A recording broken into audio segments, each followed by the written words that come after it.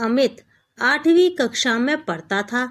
आज स्कूल से छुट्टी होते ही जब वह घर पहुंचा तो देखा उसकी मम्मी बैठी रो रही थी। अमित, मम्मी क्या बात है, आप रो क्यों रही हो? अमित के पापा गुजरात गए थे बिजनेस करने के लिए। उन्हें 2 साल हो चुके थे। शुरू शुरू में पैसे भिजवाते थे, धीरे धीरे वो भी बंद हो गए। फिर फोन भी आने बंद हो गए। आज सरिता ने फोन किया तो उन्होंने कहा, योगेंद्र जी, मेरा तुम दोनों से कोई मतलब नहीं है। मैंने यहीं रहने का फैसला किया है। मैं अब कभी वापस नहीं आऊंगा और आज के बाद इस नंबर पर कभी फोन मत करना। यह कहकर उन्होंने फोन काट दिया। सरिता जी इस बात को सुनकर तब से रोए जा रही थीं। अमित, मम्मी आप चिंता मत करो, मैं कल से कोई काम ढूंढ लेता हूँ। हम अकेले रह लेंगे, हमें किसी की जरूरत नहीं है। पापा के लिए उसके मन में कड़वाहट भर चुकी थी। वह अपनी माँ को दिलासा देने में लगा था। अमित की बात सुनकर सरिता जी को अच्छा लगा, लेकिन इतनी छोटी सी उम्र में उसकी पढ़ाई छुड़वाकर काम पर लगा देना, यह उन्हें समझ नहीं आ रहा था।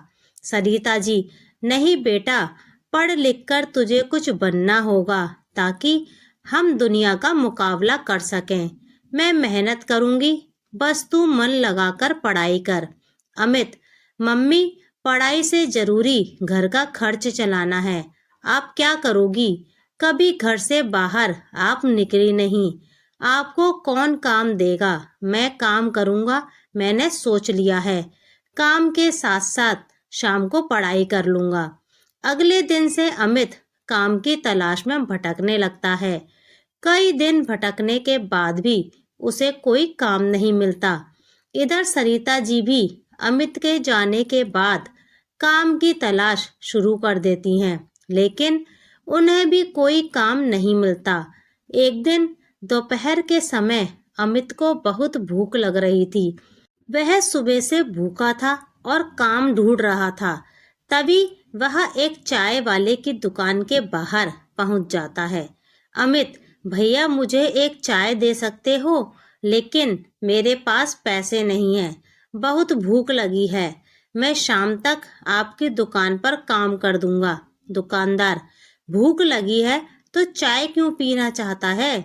अमित, खाने के पैसे नहीं है, चाय से भूख मर जाएगी। दुकानदार उसे चाय और साथ में पाव खाने को देता है। अमित खाने के बाद दुकानदार से पूछता है, बताइए क्या काम करना है? मैं शाम तक आपका काम करता रहूंगा। दुकानदार, जा बेटा घर जा, हम छोटे बच्चों से काम नहीं करवाते। किसी ने देख लिया तो पुलिस हमें पकड़ लेगी। अमित, लेकिन मैंने आपकी चाय पी है, उसके पैसे कैसे चुकाऊंगा?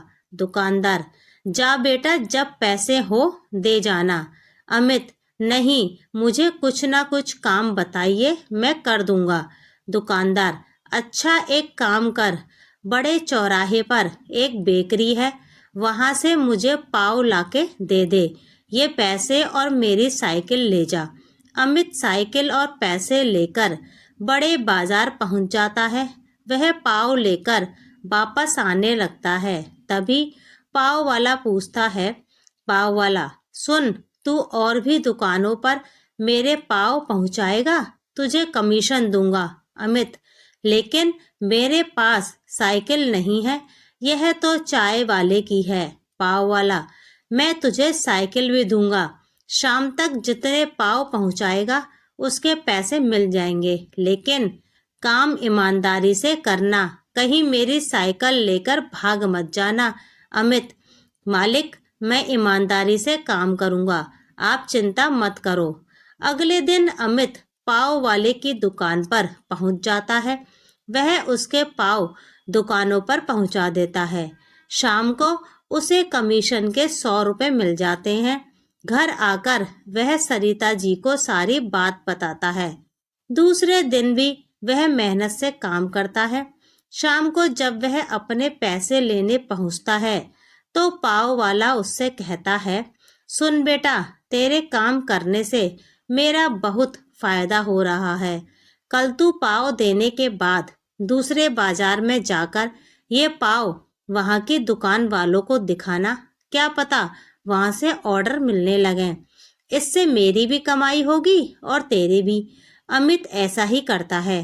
धीरे धीरे उसका काम बढ़ने लगता है। इधर सरिता जी को भी एक घर में खाना बनाने का काम मिल जाता है। दोनों माँ बेटे मेहनत से काम करने लगते हैं। इसी तरह समय बीत जाता है। 8 साल बाद अमित बहुत पैसा कमाने लगता है। उसने पैसे जोड़कर अपनी पाव की दुकान खोल ली थी।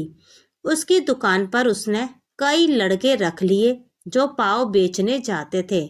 अमित ने अपनी माँ का काम छुड़वा दिया था।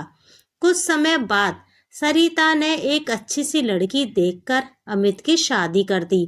पूरा परिवार खुशी से रह रहा था। एक दिन किसी ने दरवाजा खटखटाया। सरिता ने दरवाजा खोला तो देखा सामने उसके पति योगेंद्र जी खड़े थे।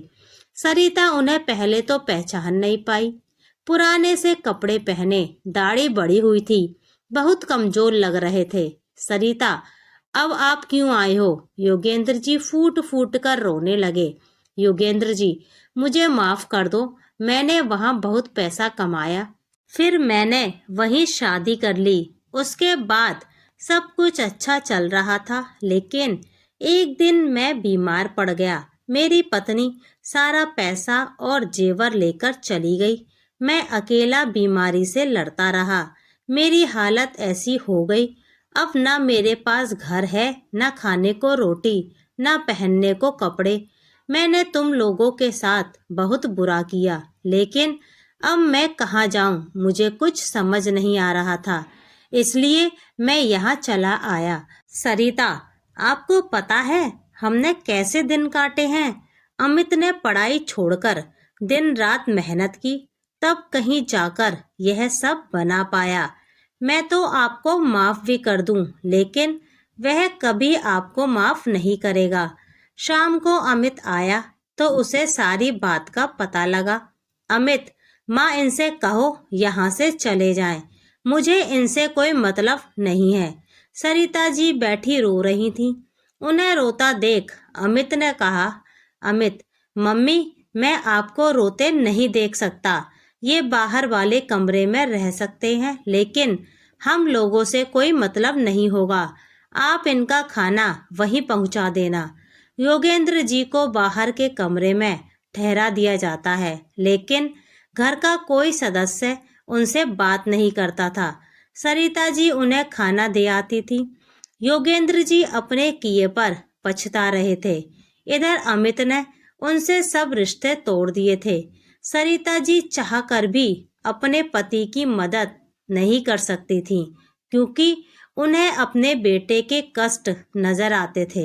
एक दिन योगेंद्र जी रात को सोए तो सुबह उठे नहीं। घर में मातम छा गया। अमित ने अपने पिता को आखिरी विदाई दी, लेकिन उनके जाने का दुख केवल सरिता जी को था। अमित की जिंदगी से तो वे बहुत पहले चले गए थे।